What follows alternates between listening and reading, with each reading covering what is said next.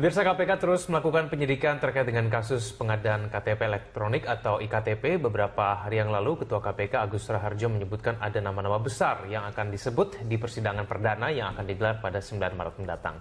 KPK berharap tidak ada kegaduhan politik baru yang terjadi setelah mendengar isi dakwaan untuk dua tersangka, yaitu Irman dan Sugiharto. Ketika nama-nama besar itu disebut, mampukah KPK menuntaskan korupsi IKTP?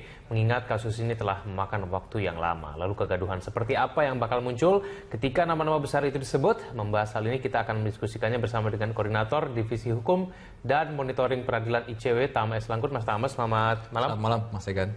Dan kemudian nanti kita akan mencoba menghubungi juru bicara KPK, Febri Diansyah, yang saat ini belum hadir. Saya ke Mas Tama dulu. Mas Tama, kalau Anda melihat mengenai proses penyidikan ya, ini sudah dimulai sejak tahun 2014 sampai 2017, ini cukup lama sekali. Mas, ya, lama sekali ya. Ini sebenarnya kan jadi catatan buat KPK ya. Kalau kemudian KPK menangani perkara lebih dari 2 tahun kan kemudian bedanya KPK dengan kepolisian dan kejaksaan di mana? Padahal dia diharapkan bisa menjadi lembaga yang bisa lebih baik daripada lembaga-lembaga tersebut tadi dalam hal pemberantasan korupsi. Nah, ya mungkin ada banyak hambatan yang akan dihadapi oleh KPK ya, terutama dalam konteks perhitungan kerugian negara. Apalagi kerugian negara yang kita ketahui kan baru 2017 awal disebut oleh BPKP potensi kerugian negara 2,3 triliun setelah 2 tahun dihitung. Ini juga menurut saya menjadi persoalan sendiri di sisi soal perhitungan kerugian negara. Oke, tapi kalau misalnya sampai 3 tahun ini begitu lama begitu ya, kalau menurut Anda ini kan kerugian negara sampai 2 triliun ya, Mas Tama ya. Ini kan sebetulnya kalau menurut Anda kita nggak sulit dong sebetulnya. Masa sih menemukan 2 triliun itu nggak ketemu-ketemu gitu? Itu gimana benar? Iya, sebenarnya itu tadi ya, kalau dalam konteks kerugian ini memang lama ya. Mungkin juga yang lainnya adalah soal masa transisi, karena dari pimpinan KPK ke pimpinan KPK yang paling baru ini kan ada pergeseran dan ada boleh jadi karena nggak ada kelanjutan dari yang lama. Yang lama kan semuanya diganti, jadi yang baru semua sekarang. Boleh jadi itu juga salah satu pertimbangan selain potensi kerugian negara yang lama dihitung. Nah, tapi tetap saja ini buat saya menjadi catatan ya, bahwa perhitungan kerugian negara maupun penanganan perkara KPK harusnya bisa lebih cepat daripada yang sekarang. Kalau misalnya kemarin beberapa hari lalu Ketua KPK Agus Raharjo menyebutkan ada nama-nama besar begitu yang katanya terlibat, dari ICW sendiri sebetulnya sudah punya nama-nama tersebut. Yang diduga lah paling tidak. Yang diduga, kalau soal nama kan sebelum kita melakukan menyampaikan review kita kepada Kementerian Dalam Negeri dan KPK tahun 2012, sebetulnya konteks pengadaan barang dan jasa sendiri sudah kita identifikasi. Paling enggak pihak-pihak yang harus dimintai pertanggungjawaban secara hukum. Pertama, sudah pasti pihak dari yang sekarang tersangka, PPK, pejabat pembuat komitmen. Kemudian yang lain ada dirjen. Nah, dalam konteks pengadaan, menurut saya juga posisi PA, pengguna anggaran, Pak Menteri juga harus dimintai pertanggungjawaban secara hukum. Karena kalau kita lihat dari berkas, yang bersangkutan itu tanda tangan proyek itu di masa sanggah banding. Ini secara hukum nggak boleh. Jadi saat sanggah banding, ada yang sanggah terhadap pengadaannya atau proses tendernya, dia tanda tangan kontrak.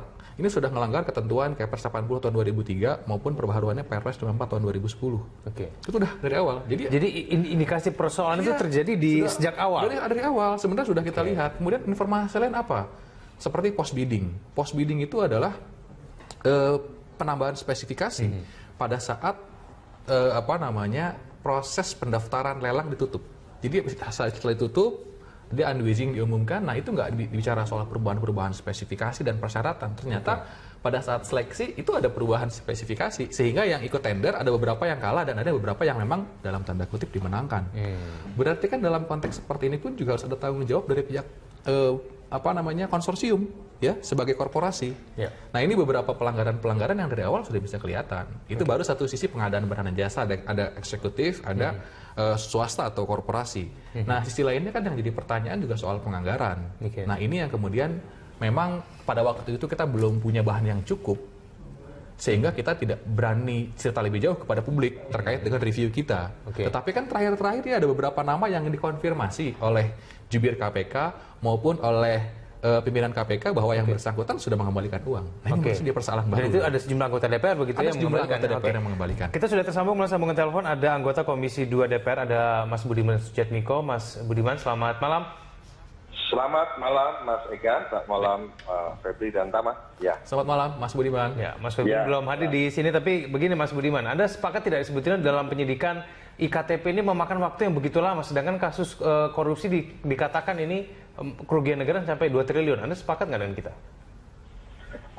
ya kalau soal memang tentu saja saya dengar bahkan pada periode yang lama, tapi kan baru sekedar rumor begitu, sehingga kemudian bahwa baru-baru ini mencuat, mungkin di sini kepengurusan KPK yang baru merasa ini penting begitu ya untuk diangkat. Tapi menurut saya saya dukung memang jika KPK serius begitu ya. Begitu. Halo? Ya, baik. Mas Budiman, tapi Anda sebagai anggota Komisi 2 kan memahami betul bahwa kita tahu ada 14 nama yang mungkin belum disebutkan kepada publik ini mengembalikan sejumlah uang. Mereka dikatakan mungkin terlibat dalam kasus korupsi ini dan bahkan sebagian disebutkan anggota DPR. Nah, ini kan berarti menunjukkan ada keterlibatan anggota DPR di dalam kasus korupsi ini, Mas Budiman. Ya, kalau kita mendengar pernyataan Ketua KPK maupun Jubir KPK tentang itu semua, ya kita tunggu saja bagaimana nama-nama itu muncul di persidangan sebagaimana dikatakan oleh Ketua KPK Pak Agus Raharjo tentang itu. Mengenai siapa, gini, kebetulan kan saya di Komisi 2, awalnya memang saya terlibat dalam diskusinya, tapi kemudian pada saat pembentukan panja, saya memang nggak terlibat, karena pada saat pembentukan panja saya kebetulan sedang fokus, pada waktu kebetulan saya harus ngurusi undang-undang desa, undang-undang Pemda, dan undang-undang aparatur sipil negara, jadi saya nggak masuk dalam panja itu, sehingga kemudian apa yang terjadi dalam proses di dalam dugaan adanya korupsi itu, saya nggak bisa berbicara banyak, tetapi kalau memang ada nama-nama itu dirasa perlu diminta keterangan, saya kira semua pihak harus mendukung itu. Bahkan meskipun nama saya pun ada, dianggap ada ya, saya dengan senang hati, saya bersedia ya sebagai warga negara yang baik. Tapi tentang bahas nama itu mungkin malah KPK yang lebih tahu tentang siapa saja yang mengembalikan, karena saya bahkan juga tidak tahu apakah memang betul siapa saja nama yang menerima dan kemudian siapa yang dari yang menerima itu mengembalikan atau tidak, saya nggak tahu persis. Mungkin ada bisik-bisik begitu satu fraksi gitu, nggak ada, Mas Budiman? Di fraksi kami kebetulan pada waktu itu pembicaraan tentang IKTP saya tidak diikutsertakan ketika panja sudah terbentuk. Sebelum panja terbentuk, saya memang kami di Poksi 2 di fraksi PDI Perjuangan mengundang pakar-pakar untuk mengetahui bagaimana sebenarnya IKTP. Ya, jauh sebelum diputuskan apakah kita perlu mendukung atau tidak, kita undang pakar-pakar untuk menjelaskan dan untuk mengidentifikasi ranjau-ranjau apa yang kira-kira nanti harus dihindari yang bisa menjadi celah untuk korupsi, dan kemudian betapa pentingnya IKTP seperti itu dan celah-celah yang bisa dikorupsi dan itu yang harus dihindari. Lebih banyak pada itu keterlibatan diskusi-diskusi awal. Setelah pembentukan panja, karena kebetulan saya ada tugas lain untuk undang-undang desa, undang-undang Pemda dan undang-undang aparatur sipil negara, saya kemudian tidak mengikuti. Begitu. Baik. Sehingga kemudian ada isu beberapa nama atau bahkan mungkin dianggap semua orang di Komisi 2 terlibat, saya bisa pastikan tidak. Baik, Mas Budiman, disebutkan tadi Mas Tama mengatakan bahwa sebetulnya indikasi persoalan mengenai proyek IKTP ini sudah terjadi sejak awal. Nah, kalau dari anggota DPR sendiri pencermatan seperti apakah memang sudah terlihat memang dari awal ini memang mencurigakan proyek ini? Kalau program IKTP sendiri menurut kami bagus, ya. Menurut kami bagus dalam pengertian bahwa kita memang butuh satu sistem terintegrasi secara elektronik, terdata, jumlah penduduk, karena ini bukan cuma sekedar soal mencatat kepastian dan untuk mencapai satu single identity number untuk seluruh warga negara yang bisa dipakai untuk semua keperluan dan semua fungsi. Saya kira itu bagus. Kami sendiri karena pada waktu itu di Poksi 2 sedang mengundang beberapa pakar untuk menjelaskan bahwa ini bagus dan sudah mengingatkan kita semua jangan sampai terjebak korupsi, jangan sampai terjebak pada soal lelang yang tidak fair. Ya kami anggap bahwa oke, ini kita jalan. Bahwa kemudian terjadi persoalan itu memang kemudian saya ingin mengikuti lebih jauh lagi. Begitu. Baik, saya ke Mas Tama. Kalau Mas Tama sendiri sebetulnya ini kan baru yang ada 2 tersangka ya. Ini paling tidak dari semua dari Kemendagri. Paling tidak ini penyelidikan kalau mau kita arahkan yang paling besar terjadi kemungkinan korupsi besar-besaran itu selain dari Kemendagri sendiri di mana nih, Mas Tama? Nah, sebetulnya tadi ya mungkin menyambung dulu dari pernyataan Mas Budiman ya. Memang secara gagasan IKTP ini juga menjadi sesuatu yang kita dukung ya. Karena bagus undang-undang administrasi kependudukan itu sebetulnya kan sudah mengharuskan Indonesia itu menggunakan yang namanya NIK tunggal. Jadi nggak ada ketika orang lahir Indonesia itu tercatat siapa namanya sampai dia mati itu nomornya. Ini yang dimaksud dengan tunggal. Nah, tapi kan yang jadi persoalan seolah-olah IKTP ini bisa menjawab semua persoalan. Padahal kalau kita review dari proyeknya sendiri, programnya sendiri, itu kan banyak contoh di beberapa negara ya. Butuh waktu lebih dari 2 tahun. Bahkan negara-negara seperti Belgia itu nggak cukup waktu 5 tahun, padahal lebih kecil dari Indonesia. Nah, beberapa negara seperti negara-negara lain ya, Hong Kong dan lain sebagainya juga sama. Nah, ini yang kemudian tidak diperhatikan oleh pihak kementerian. Nah, yang kita anggap permasalahan adalah pada saat perencanaannya. Artinya memang dari awal Kementerian Dalam Negeri tidak punya desain soal waktu dan kemudian ukuran yang lebih jelas soal pemenuhan IKTP ini. Itu soal apa? Itu dari awal sudah tampak. Dari awal sudah kelihatan. Bahkan rekomendasi-rekomendasi sudah ada dari KPK sendiri, termasuk dari LKPP. Nah, tapi kemudian itu tidak jadi pertimbangan menurut saya. Jadi ya sekarang Kemendagri jadi terseret-seret kasus korupsi, ini yang jadi persoalan kan. Nah, kemudian tadi untuk menjawab misalnya soal bagaimana sebetulnya perkara ini bisa dilihat lebih lanjut, kemudian siapa-siapa saja atau pihak-pihak mana saja yang harus dilihat posisinya. Kalau saya melihat yang pertama tentu bukan cuma eksekutif ya sebagai pelaksana, tetapi korporasinya. Karena biar bagaimanapun ada proses lelang di sana, ada pengelolaan uang di sana. Jadi kalau bicara korupsi, betul ini dugaan korupsi kan kerugian negara timbul karena itu. Ada indikasi markup. Kalau bicara markup, siapa sih yang paling diuntungkan? Kalau bicara soal penggelembungan harga ya misalnya, siapa sih yang paling diuntungkan? Tentu ini ada pertanggungjawaban korporasi yang harus dikejar. Nah, dalam pandangan saya ketika kita bicara soal follow the money, kemana arah uang yang dikelola 2,3 triliun, itu akan bicara soal siapa saja para penikmat yang tentu saja harus bertanggung jawab secara hukum. Nah itu sudah bisa kita lihat ini arahnya kemana. Paling tidak kan ada anggota DPR yang sudah mengembalikan, sudah dibilang ke KPK, ada korporasi juga. Nah itu bisa kita pastikan ini memang aliran uangnya ini mengalir ke semuanya begitu. Kalau keterangan KPK kan seperti itu, tapi lagi-lagi keterangan KPK itu kan tidak dijelaskan lebih rinci misalnya. Bagaimana menikmatinya, kemudian siapa saja pihak-pihaknya yang tentu saja ini akan bicara soal konstruksi yang nanti akan dibacakan dalam dakwaan. Tapi tadi soal pengembalian sebetulnya kita apresiasi juga Mas Budiman ya, karena mau bicara, karena hampir sebagian besar anggota Komisi 2 yang dahulu nggak mau bicara soal ini. Nah, menurut saya itu menjadi suatu hal yang penting. Nah, tetapi di sisi lain, dalam konteks pengembalian ini kan ada akibat hukum. Di mana akibat hukumnya? Dalam pidana korupsi itu ada ruang yang namanya gratifikasi. Gratifikasi ada yang boleh, ada yang nggak boleh. Yang boleh seperti apa? Yang boleh ketika dia terima uang-uang tersebut, dalam waktu 30 hari dia harus laporkan ke KPK. Kalau dilaporkan dan kemudian itu nggak ada hubungan sama hasil korupsi, maka itu bisa dikembalikan. Contoh paling gampang Pak Jokowi dapat senar bass dari Metallica. Selesai. Langsung dibalikan. Selesai, nggak ada masalah. Nah, tetapi konsekuensi gratifikasi yang nggak boleh seperti apa? Ketika diserahkan barangnya, dia bilang ini nggak boleh, maka dia aman. Nah, ini anggota DPR yang mengembalikan. Celakanya adalah waktu sudah lewat dari 30 hari. Pengembalian dilakukan setelah 280 saksi lebih itu diperiksa dan kemudian dikembalikan setelah sejumlah anggota dewan yang waktu itu diperiksa itu baru dikembalikan sekarang. Nah, ini yang menurut saya ada pertanggungjawaban yang harus diemban oleh para pemimpin. Berarti harusnya ini mereka tersangka juga nih nanti. Dalam konteks tersangka atau tidak, saya tidak berani berspekulasi sebelum ada dakwaan. Tetapi yang pasti secara hukum tadi ada gratifikasi dan ada konteks ini menerima dari proyek. Kalau betul KPK bisa buktikan, ada tanggung jawab di situ Bintang. Oke, kita akan bahas berlanjut lagi di segmen selanjutnya. Kita jadi dulu, Mas Budiman, ditahan dulu telepon Anda. Kita lagi, pemirsa Prime Talk akan segera kembali.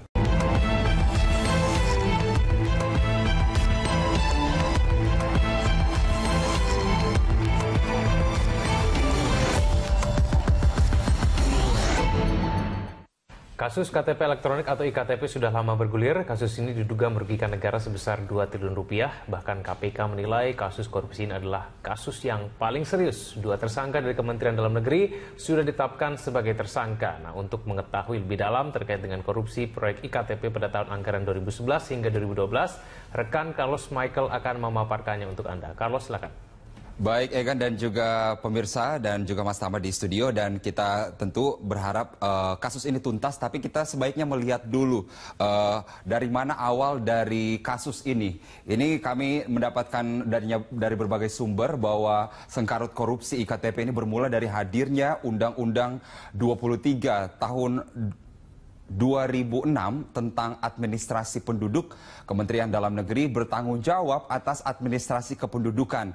Lalu kemudian dari undang-undang ini terbitlah sebuah keputusan untuk lelang IKTP dimulai pada tahun 2011.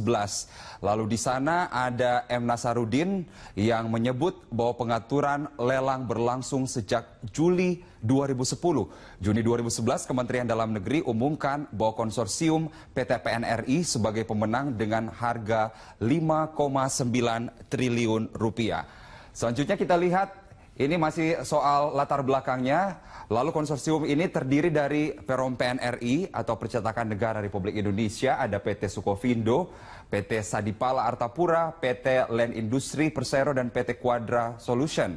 PT PNRI menang mengalahkan PT Astra Grafika yang menawarkan harga dengan 6 triliun rupiah, angka yang lebih besar tentunya. Dan kemudian banyak pihak menilai kejanggalan karena para pesaing mengajukan penawaran yang lebih rendah, yakni di kisaran 4,7 triliun hingga 4,9 triliun rupiah. Lalu kita lihat ini ada selanjutnya, proses selanjutnya ini post bidding ini mengubah dokumen penawaran setelah batas akhir pemasukan penawaran dan penandatanganan kontrak pada masa sangga banding. Persaingan usaha yang tidak sehat ini beberapa poin yang menjadi kejanggalan proses lelang IKTP yang dikeluarkan oleh Indonesia Corruption Watch. Lalu kita lihat juga ada beberapa temuan Komisi Pengawas Persaingan Usaha atau KPPU yang mengatakan bahwa ada persekongkolan. Jadi ada persekongkolan tender penerapan KTP berbasis NIK nasional atau IKTP tahun 2011-2012. Pelakunya panitia tender Percetakan Negara Republik Indonesia dan PT Astra Grafika Tbk. Kemudian ada temuan KPPU bahwa persekongkolan juga dijalin dengan panitia lelang. Lalu kita lihat awal mulanya KPK kemudian melihat adanya korupsi dan membongkar korupsi IKTP ini. KPK menelusuri dugaan korupsi IKTP tepat 22 April 2014. KPK menilai bahwa korupsi IKTP sebagai kasus paling serius dan waktu itu KPK menetapkan Sugiharto, mantan Direktur Pengelola Informasi Administrasi Kependudukan Ditjen Dukcapil Kemendagri sebagai tersangka. Ini waktu yang lama, ini 2017, sementara kasus ini sudah berlangsung sejak tahun 2014. Lalu setelah 2,5 tahun menjadi tersangka, Sugiharto baru ditahan pada pertengahan Oktober tahun 2016. KPK kemudian menetapkan Irman, Direktur Jenderal Kependudukan dan Catatan Sipil Kemendagri sebagai tersangka setelah Sugiharto. Lalu kita lihat KPK dalam prosesnya membongkar korupsi ini juga keduanya disangka pasal 2 atau 3 Undang-Undang Nomor 20 Tahun 2001 tentang Pemberantasan Tipikor junto pasal 55 KUHP. KPK juga telah memeriksa, ini ada banyak sekali, 280 orang, diantaranya mantan Mendagri Gamawan Fauzi, Gubernur Jawa Tengah Ganjar Pranowo, hingga Ketua DPR Setia Novanto. Dan kasus ini dinilai merugikan negara lebih dari 2 triliun rupiah, ini versi BPKP. Proyek pengadaan IKTP sendiri berbanderol 6 triliun rupiah dan berkas perkara IKTP pada 2011 hingga 2012 sebanyak 24.000 lembar dan dipadatkan menjadi 121 halaman untuk dakwaan. Lalu kita lihat proses selanjutnya, KPK kemudian menduga kerugian negara ini tidak hanya ditimbulkan oleh Irman dan Sugiharto, internal dari Kementerian Dalam Negeri. KPK menerima penyerahan uang ada 220 miliar rupiah dari pihak korporasi.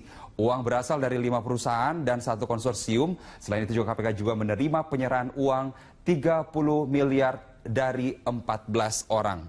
Lalu kemudian kita lihat sebagian dari 14 orang ini adalah anggota Dewan Perwakilan Rakyat atau DPR yang pernah terlibat proyek pengadaan IKTP. Nah, korupsi IKTP disidang di Pengadilan Tipikor Jakarta pada Kamis 9 Maret 2017 dengan Majelis Hakim John Halasan Butar-Butar sebagai ketua, ada Franky Tambun, anggota, Emilia, Ansori, dan Anwar sebagai hakim anggota. Lalu kita kemudian mendengar Agus Raharjo, Ketua KPK, mengatakan ada nama-nama besar yang kemungkinan akan membuat situasi politik kita terguncang. Kita lihat ada nama-nama yang kemudian dihimpun oleh tim Berita Satu. Ini yang paling besar mungkin karena ada nama Setia Novanto, Ketua DPR RI, diperiksa KPK perdana pada tahun 2016, tepatnya 13 Desember. Setia Novanto tapi membantah tudingan telah menerima hasil korupsi KTP elektronik.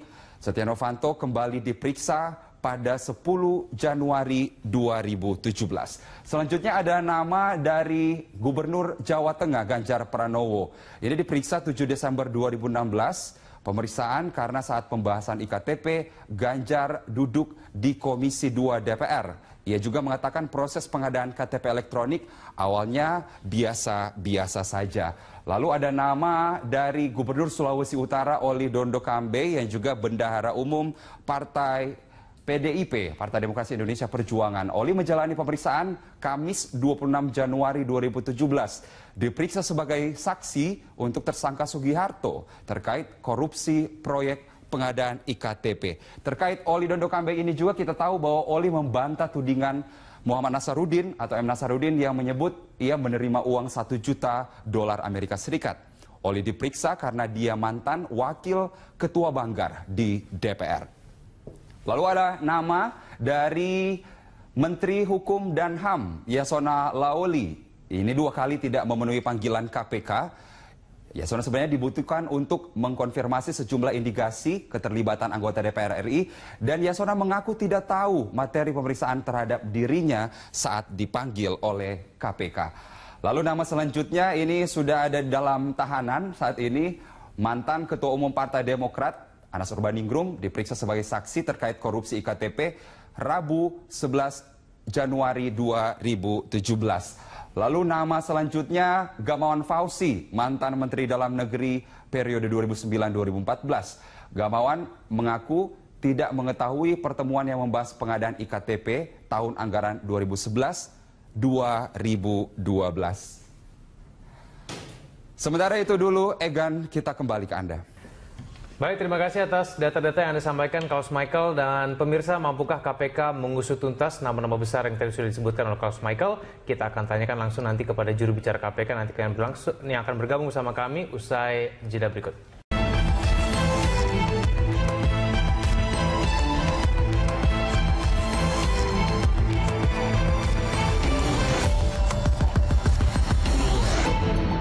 Pemirsa, di segmen ini telah bergabung sama kami ada juru bicara KPK, Mas Febri Diansyah. Mas Febri, selamat malam. Selamat malam. Ya, sebelum saya ke Mas Febri, saya akan tanyakan kembali kepada Mas Budiman Sujatmiko. Mas Budi, kalau kita sebutkan tadi ada beberapa nama-nama besar yang sudah disebutkan, paling tidak dipanggil begitu ya ke KPK. Kita tidak tahu ini betul-betul terlibat atau tidak.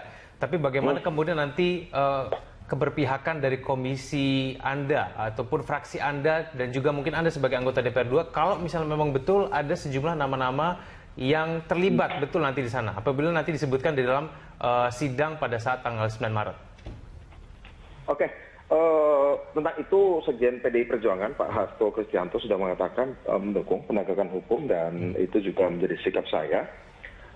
Mengenai beberapa nama tadi, saya kebetulan pernah bertanya juga pada Pak Ganjar begitu ya.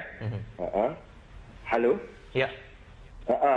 Saya pernah bertanya juga pada Pak Ganjar dan Pak Ganjar mengatakan bahwa dia sendiri tidak terlibat dan tidak mengambil, tapi kalau saya mencurigai bisa jadi ada orang memakai namanya. Ini bisa terjadi. Dan begitu mengetahui hal itu, saya juga terpikir, siapa tahu juga maksudnya ada orang menggunakan mencatat nama gitu, saya. Mas Budi. Saya sempat menanyakan juga pada staf saya atau mantan staf saya pada periode lalu, apakah dia mengambil nggak? Karena Pak Ganjar sendiri merasa bahwa dia mengambil. Dan saya bercuriga bahwa jangan-jangan ada orang sekeliling dia menggunakan nama dia kan, mengambil atas nama itu, seolah itu diperuntukkan untuk Pak Ganjar. Nah, karena itu saya berpikir memang ini harus diperiksa sungguh-sungguh begitu, dan nggak ada masalah. Partai atau fraksi sudah mengatakan bahwa itu mendukung, Pak Sekjen Partai terutama sudah mengatakan itu dukung di penegakan hukumnya. Saya kira nggak ada masalah. Bahkan misalnya kayak seperti saya, tentu dengan penjelasan yang saya punya, fakta-fakta yang saya yang terbatas ini, kalau memang dirasa perlu diminta keterangan, saya akan mendukung upaya itu. Saya kira itu. Baik, meskipun ada nama-nama besar begitu seperti Mas Ganjar Pranowo, lalu ada Oli Dono Kambe, Yasona Lawli, ini semua PDIP semua, bisa kita pastikan bahwa nanti anggota semua DPR... ya, PDIP semua, ada banyak nama yang lain. Tentu saja, ya seperti saya katakan tadi, nggak ada masalah tentang itu semua. Tidak akan dilindungi ya dari fraksi sendiri, Mas Budi? Bagaimana? Fraksi tidak akan melindungi orang-orang yang terlibat dalam IKTP? Perjuangan yang memang kemudian terbukti ada tindakan dari partai biasanya, selalu selama ini beberapa pihak yang terbukti terlibat perkara korupsi maupun narkoba atau hal yang lain, selama ini ada tindakan dari partai begitu. Baik, Mas Budiman, terima kasih telah bergabung sama kami di Prime Time. Selamat malam. Terima kasih. Ya, saya ke Mas Febri. Mas Febri, mengenai nama-nama besar yang kemudian disebutkan ini, apakah sudah bisa disampaikan kira-kira peran mereka itu, paling tidak kalau memang tidak mau menyebutkan nama-namanya, kita masih menunggu nanti tanggal 9 Maret, Mas Febri. Tapi paling tidak peran mereka seperti apa, seberapa besar, dan apakah memang betul-betul nama besar nanti akan disebutkan itu betul-betul memang terlibat, bukan hanya yang asal menyebutkan saja. Ini kan bisa jadi misleading nanti kalau misalnya cuma. Jadi kita pilah dulu ada 3 klaster besar dalam kasus IKTP ini. Pertama, klaster politik, tentu saja ini terkait dengan beberapa orang yang menduduki jabatan sebagai anggota DPR RI. Masih menjabat sampai sekarang? Ada yang menjabat, ada yang tidak. Baik. Yang kedua di klaster birokrasi. Di klaster birokrasi ini misalnya Kementerian Dalam Negeri, karena memang di kementerian inilah proyek IKTP ini dilakukan pengadaan pada saat itu, dan kita sudah menetapkan 2 orang tersangka di klaster yang kedua ini, Irman dan Sugiarto, yang akan disidang pertama kali rencananya 9 Maret 2017 ini. Dan yang ketiga di klaster swasta, karena proyek ini tentu ditangani dan dikerjakan oleh pihak swasta. Di 3 klaster inilah kemudian proyek IKTP ini terjadi. Itu satu hal. Yang kedua, kami melakukan penyelidikan dan kemudian penyidikan itu tidak hanya pada proses pengadaan, tetapi sejak proses awal ketika pembahasan anggaran dilakukan, tentu saja pada saat pembahasan anggaran ada kerjasama dan komunikasi antara pemerintah dan juga DPR, karena memang ada kewenangannya di sana. Jadi kami mulai melakukan penyidikan sejak proses pembahasan anggaran sebelum pengadaan itu dalam rentang kurang lebih sekitar 2011 atau tahun 2012. Nah, kami menemukan beberapa hal secara umum yang bisa kita sampaikan saat ini. Misalnya sejak awal ada indikasi ijon terhadap proyek ini, dan ada indikasi aliran dana tentu pada sejumlah pihak mulai sejak proses pembahasan anggaran dilakukan. Kemudian pada proses pengadaan kita menemukan sejumlah perbuatan-perbuatan yang memang bertentangan dengan aturan yang ada dalam proses pengadaan. Mulai dari misalnya pengkondisian pemenangan pihak-pihak tertentu, indikasi penyimpangan di proses pengadaan terkait dengan HPS misalnya, dan beberapa hal yang lain, dan indikasi kerugian keuangan negara dari 2 proses ini adalah sekitar 2,3 triliun. Jadi negara diindikasikan rugi 2,3 triliun dari nilai proyek sekitar 5,9 triliun. 5,9 triliun ini kan belum semuanya, karena harus ada yang dipotong pajak dan segala macam. Jadi kurang lebih hampir setengah negara sebenarnya dirugikan dalam proyek IKTP ini. Kenapa ini menjadi sangat penting? Karena proyek IKTP ini sebenarnya diniatkan sejak awal untuk kepentingan yang lebih besar. Bukan sekedar selembar KTP yang kita miliki, tapi bagaimana Indonesia punya satu data, satu informasi kependudukan yang akan sangat berguna bahkan untuk kepentingan pencegahan korupsi itu sendiri, selain kepentingan pencatatan kependudukan, selain untuk kepentingan-kepentingan lain yang sangat kompleks dan berhubungan dengan banyak Mas Febri, berarti bisa kita pastikan mengingat jumlahnya begitu besar, ada indikasi persoalan sejak awal begitu ya, ini bisa kita pastikan baik pemerintah, DPR, maupun konsorsium semua bermain di sini. Peran dari pihak-pihak itulah yang nanti secara lebih komprehensif akan kita ungkap mulai dari proses dakwaan.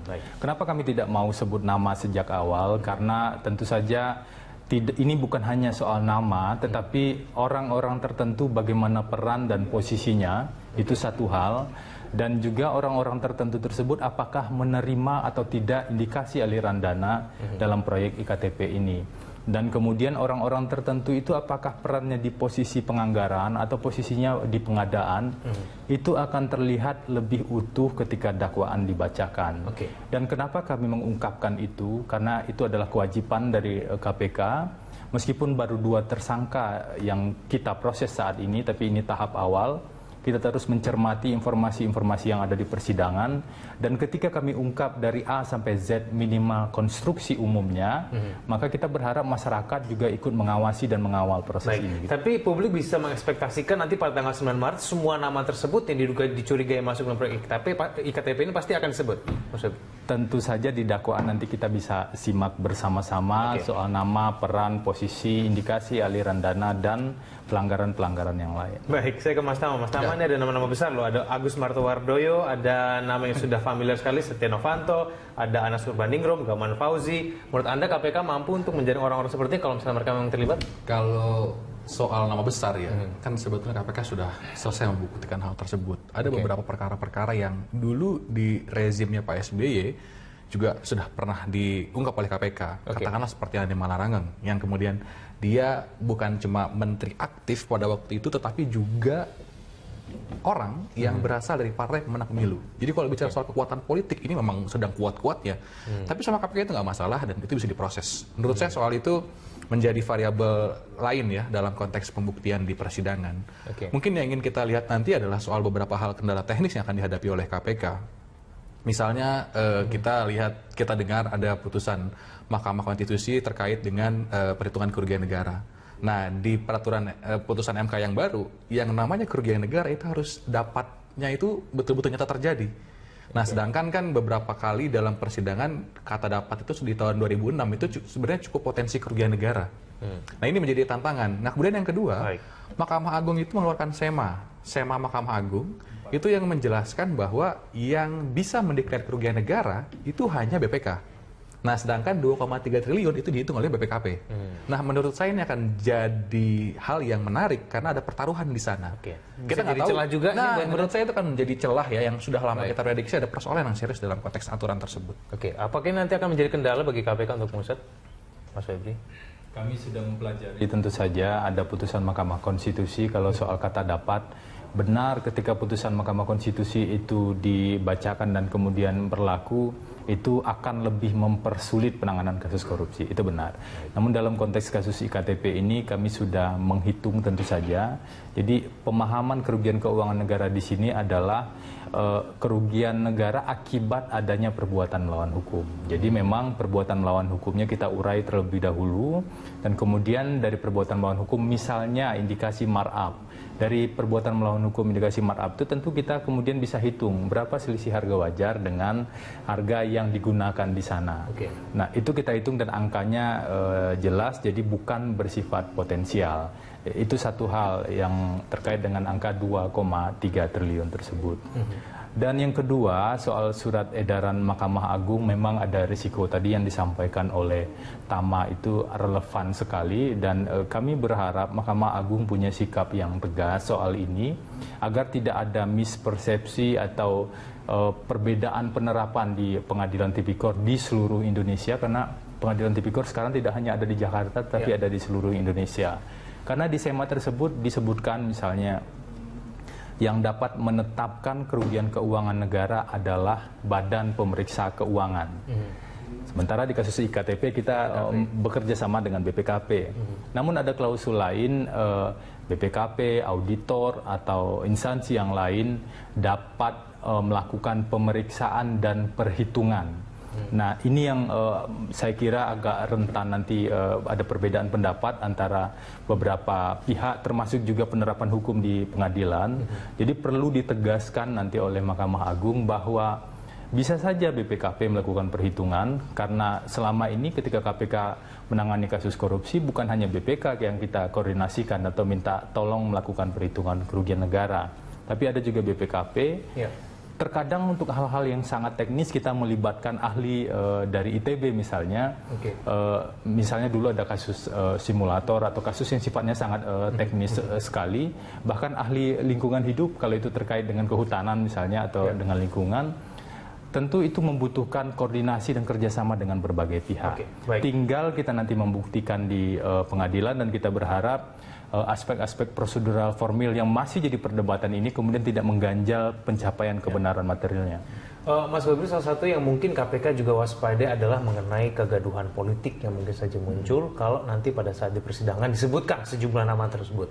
Paling tidak itu yang disampaikan oleh Ketua KPK Agus Raharjo begitu. Jangan sampai ada kegoncangan politik. Ini sebetulnya kegoncangan politik seperti apa sih sebetulnya yang disebutkan Pak Agus Raharjo ini mengenai nama-nama besar itu, Mas Febri? Ya, itu pernyataan yang memang disampaikan untuk mencegah lebih awal, untuk menegaskan pertama KPK bertindak berdasarkan hukum. Jadi kalaupun nanti kita mengungkap nama-nama tertentu yang mungkin akan sensitif bagi sejumlah pihak, itu semata karena kita menjalankan proses hukum. Karena memang ada bukti-bukti yang kita miliki dan kita tidak hanya mencantumkan nama seseorang saja di sana. Misalnya dulu contoh yang paling sederhana, ketika Nazarudin bicara, Nazarudin menyebut banyak sekali nama dan bahkan jumlah uang. Apakah penyidik kemudian mengamini semua hal tersebut dan kemudian menuliskannya? Tentu tidak. Kita harus klarifikasi ke pihak lain, kita harus cari bukti lain, dan kita lihat kesesuaian satu dengan yang lain, sehingga memang ada informasi-informasi yang kemudian kita yakin kebenarannya dan kita tuangkan, dan nanti akan kita buktikan di persidangan. Baik. Mas Tama sendiri harapan nanti pada saat persidangan seperti apa? Iya, tentu saja. Nama-nama besar itu tadi disebutkan semua ya? Disebut ya, kalau bicara film-film box office, pimpinan KPK udah bilang ada teaser, ada nama-nama besar segala macam, ya kita harapkan itu kalaupun disebut dan bisa dibuktikan terbukti dalam kasus korupsi, ya tidak ada keraguan bagi KPK untuk memproses. Ini soalnya kan teasernya udah gede banget nih. Jadi kan besar. Mungkin nggak salah dong kalau publik menunggu-nunggu ini namanya siapa yang bakal muncul nih. Dan lebih dari itu sebetulnya bukan hanya soal penindakan, kita juga mengharap ada treatment yang serius terkait dengan pencegahan. Karena bicara soal IKTP, korbannya itu besar dan se-Indonesia. Kalau sampai ada hari ini orang-orang yang tidak punya belangko IKTP, itu kan bukan cuma soal identitas dia yang bermasalah. Itu sampai sekarang loh, Mas Tama. Iya, tetapi juga akses publik, ke hak dia, pemenuhan hak dia untuk akses publik itu kan juga jadi terhambat. Sekarang sudah mulai ini IKTP itu kan sulit buat dia. Menurut saya KPK juga dalam konteks pencegahan tidak hanya soal punya tanggung jawab untuk membenahi hal-hal tersebut ya. Tentu tidak koordinasi dengan pihak-pihak kementerian dan penyelenggara negara lainnya. Saya terakhir ke Mas Febri. Mas Febri, ada 14 nama yang katanya anggota DPR mengembalikan uang begitu ya kepada KPK berkaitan kasus korupsi ini. Apakah berarti mereka nanti akan menjadi tersangka, Mas Febri? Pertama kita sampaikan dulu informasi lengkapnya. Jadi ada 14 orang yang mengembalikan sejumlah uang pada KPK dalam proses penyidikan. Memang benar ada di antara 14 orang tersebut yang merupakan anggota DPR. Oh, tidak semua. Jadi bukan 14 orang anggota DPR gitu ya. Jadi ada memang. Dan mereka bukan hanya mengembalikan uang, tapi juga memberikan informasi kepada penyidik KPK. Sangat kooperatif, dan ketika informasi itu diberikan kami jadi mengetahui beberapa informasi yang lain, dan kemudian kita bisa melakukan pengembangan penanganan perkara ini. Itu kurang lebih posisi dari 14 nama tersebut. Tapi di sisi lain kami menyadari ada yang disebut ketentuan pasal 4 Undang-Undang 31 tahun 99. Bahwa pengembalian kerugian keuangan negara tidak menghapus dapat dipidananya seseorang. Tentu itu kita patuhi. Namun di sisi lain kita perlu menghargai orang yang punya itikat baik dan sikap kooperatif tersebut. Kita akan kejar pihak-pihak lain berdasarkan informasi dan bukti yang ada. Tentu kita bergerak dan bertindak dalam proses hukum. 2 orang sudah kita proses dan kita akan mendalami terus peran pihak-pihak yang lain. Baik, Mas Febri, terima kasih telah bersama kami, Mas Tama. Sama-sama. Terima kasih telah bersama kami. Selamat malam. Dan pemirsa, saat lagi Anda dapat menyimak Connect 360. Demikianlah Prime Time Talk kayak ini. Anda bisa mengirimkan informasi dan saran kepada kami lewat email di redaksi @berita1.tv atau follow kami via Twitter, Facebook, YouTube, dan juga Instagram. Atas nama kerabat kerja yang bertugas, saya Kevin Egan. Terima kasih atas perhatian Anda. Sampai jumpa.